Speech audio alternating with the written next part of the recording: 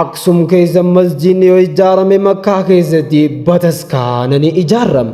Barruu Ustaaz Ahmadiin Jabal. Aksum keessa masjiida akka ijaaramu yoo gaafatamu Aksum keessa masjiidni yoo ijaarame Makkaan keessa bataskaanani ijaarra haal dureen jedhu yeroo dhihaatu ni dhagahamam. Ilaalchi kun Aksumiin Makkaa wal bira qabuun wal fakkeenya sobaa uumuu qofa osoo hin taane eenyummaa Tigrummaa fi Itoophiyummaa Musliimoota Aksum haaluun bakka bu'oota mootummaa Saawudii Arabiyaa taasisee farrajam. Dhimmicha akka gaaffii mirgaa lammiilee fi mootummaa gidduu jirutti dhiheessuu irra bakka bu'aan Itoophiyaa falmii diippiloomatii Saawudii Aksum keessa masjiida ijaaruu yoo barbaadan lammiilee Saawudiitiifis bataskaana ijaarra jedhu dhiheessam. Falmiin kun balaa armaan gadii qabam.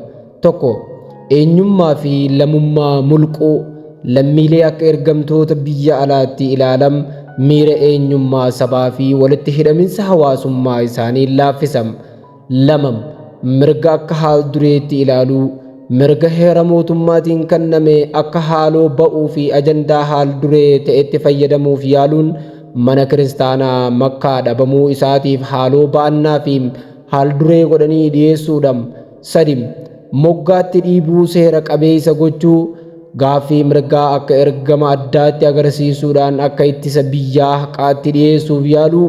Afur, eenyummaa seenaa haaluu hawaasa muslimaa akka nama haaraatti fakkeessuun gahee seenaa biyyattiin keessatti jaarraa hedduuf qabu ture haaluu. Shan, waliigaltee waliin jireenyaa haaluu duudhaalee haqaa fi lafa haqaa dagachuudhaan biyya akka gama tokkootti dhiyeessuun tokkummaa ni miidham. Jaha, dhimmicha wal dhabdee addunyaa taasisuu mirgoota lammiilee biyya keessaa gara wal dhabdee ji'opolitikaatti jijjiiruun abbaa biyyummaa biyyattii balaadhaaf saaxiluu. Torbam, sirna seekulaarii heera mootummaa diiguu qajeelfama amantii fi mootummaa addaan baasuu cabsuun murtoo mootummaa haaloo amantaa irratti hundaa'e kennuudhaan sirnicha ni diigam.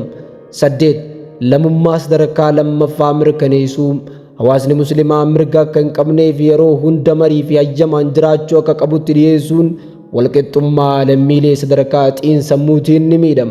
Sagal, olaantummaa iddoo yookiin ispeeshaal hijimoonii kabachiisuu Aksum akka qabeenya dhuunfaa eenyummaa tokkootti agarsiisuun haala wal fakkaataan naannoo birootti akka babal'atuuf biyyattiin gandatti akka qoodamuuf balbala bana jechuun xumuran.